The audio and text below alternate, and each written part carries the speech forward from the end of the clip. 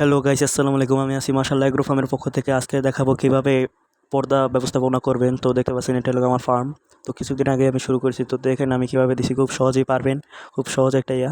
তো এই যে এই রশিগুলো দেখছেন, এগুলোর দাম 100 টাকার মতো নিবে ফুল। তো এগুলো এভাবে কোনাকুনি করে দিয়েছি যেন এটা বাতাসে না উড়াতে পারে। আর এই যে এটা এখানে একটা রশি দিয়ে দিছি, দেখেন এই যে এই রশি দিয়ে টান দিলে ভিতর থেকে চলে যাবে। তো একটু পরে আমি দেখাবো। তো এভাবেই করবেন। তো দেখতে থাকেন, এটা খুব সহজেই করতে পারবেন। এটাকে আপনারা চাইলে এটা খামানোর জন্য খুব সহজ পদ্ধতি হবে। তো দেখেন এখানে আমি কাপড় দিয়েছি। তো কাপড় পলিথিন দিলে একটু ভালো হয়, পলিথিন থেকে জিও ব্যাগ দিলে ভালো হয় বেশি। তো আমি ভিতরে যেয়ে দেখাই। তো দেখেন এই যে এই সাইডটা দেখেন, এই পর্দাগুলো দিছি। তো এই যে ভিতরে আসলাম।